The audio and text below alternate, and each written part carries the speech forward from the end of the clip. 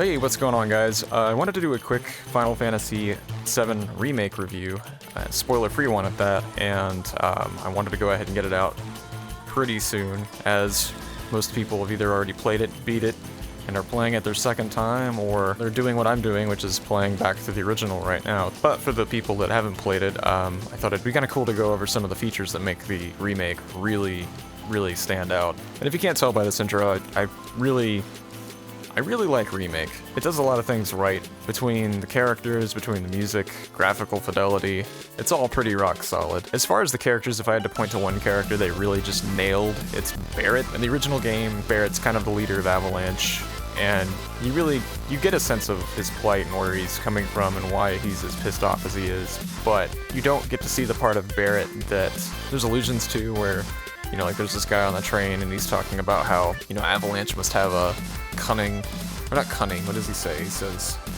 they must have a brilliant leader, and it's like, Barret's a lot of things. He wears his heart on his fucking sleeve, but Barret's not the first person you think of as far as like the brains of the operation. Like he's the muscle, you know what I mean? He's the muscle, he's the heart. So it was cool to see them showcase that Barret is kind of a motivational person, like he's a character capable of leading other people.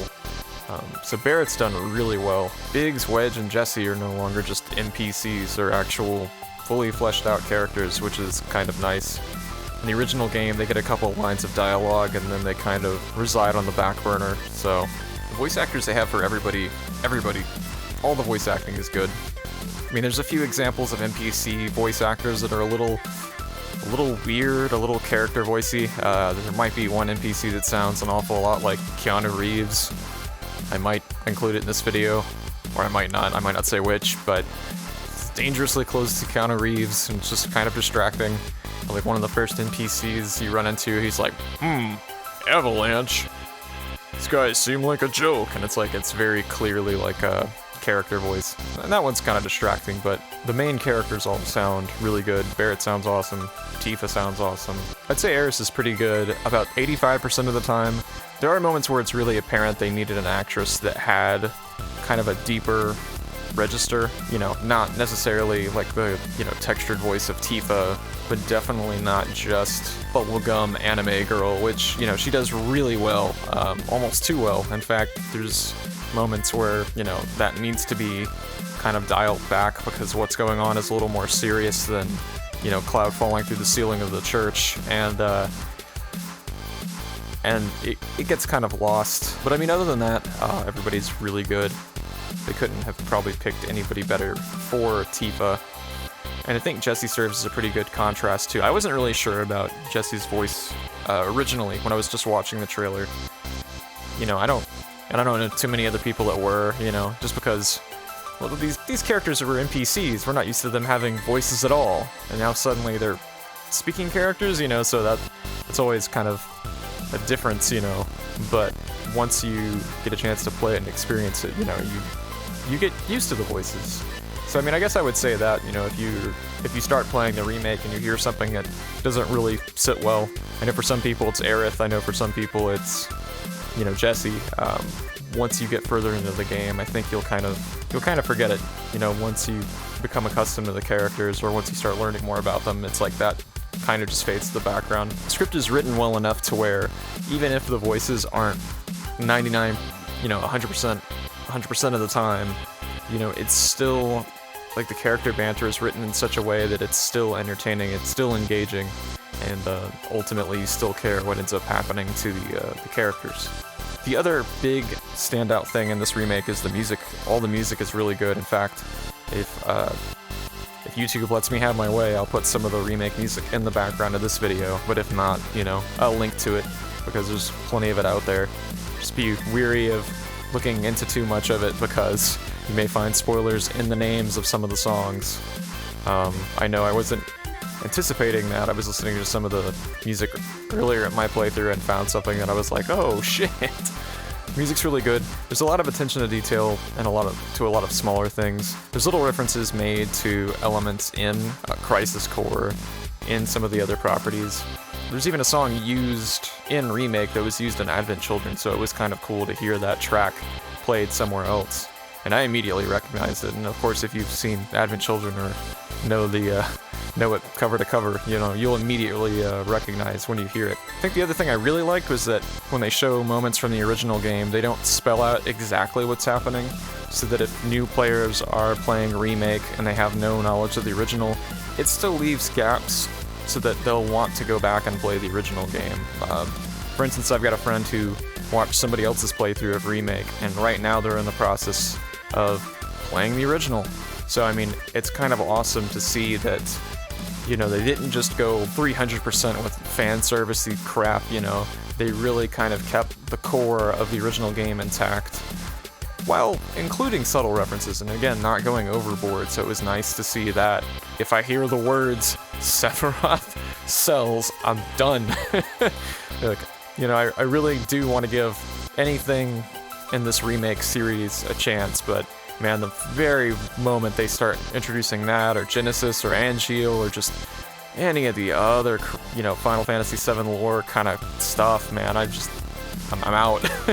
You know, I really enjoyed the original game, you know, from the perspective of a person who wanted to go into this really just expecting to see the original game and not really too much of that other stuff. It's good. And I mean, you don't have to look any further too than like something like Crisis Core, where in the original game, there's a mysterious character. Like, oh, we've got this character, we've got to build him up to be a mystery. Like, why don't we just give that mysterious character his own game? And now suddenly, this mysterious character's running around, and while we might not have known anything about this mysterious character, now we realize that he's kind of the antithesis to Cloud in every, you know, observable way. And so when when they start introducing plot elements and say, oh, well, you know, Cloud really has this other character's personality, it's like, well, what? It's like, no, he doesn't. He's the contrast. I thought that was kind of the whole point. I don't know. Anyway, I can't even remember if I really went ham about the music, but the music in Remake is incredible. In addition to them having different rearranged versions of the songs, you know, I'm saying that lightly because there's multiple versions.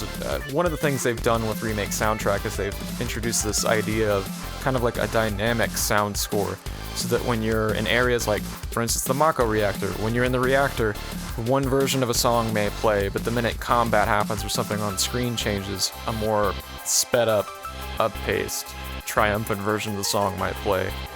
So I mean, there's that. There's a whole new dimension to the soundtrack, not just in the arrangement, but now there's a dynamic soundtrack, and then on top of it, you can collect music, and it's totally optional, but you can collect music to play on like a little jukebox, and it's, you know, songs for areas that, you know, for instance, you know, this game only covers the Midgar area, so you know there's some songs you're probably not going to hear during this first game, so they included those songs. So like, you've got like the Wu-Tai theme, like you've got other tracks from parts, you know, later in the game. So I mean, that was really cool, man. Like, that's probably one of my favorite parts.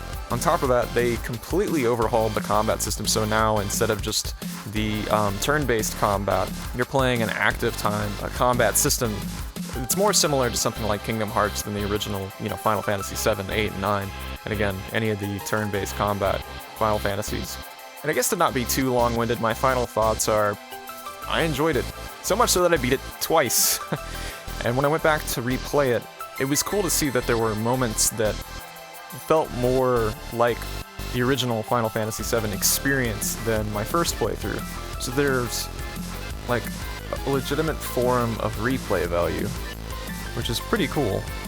I should also say something that for as long as I've owned modern consoles, I've been quote-unquote gaming, that I don't usually 100% anything as far as trophies, but this is the first and probably the only game, unless they make Remake Part 2 anytime in the next couple of years, that I've 100%ed totally.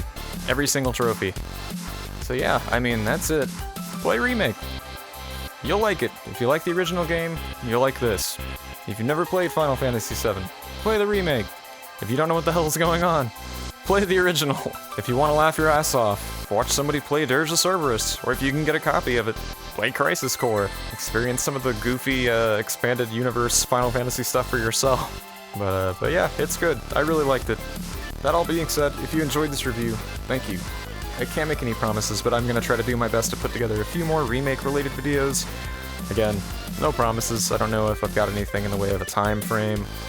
I do want to get a couple more out, before anything else happens or gets any later. I mean, as it is, this is kind of a spoiler-free review, and the game's already been out for, what, like a month at this point?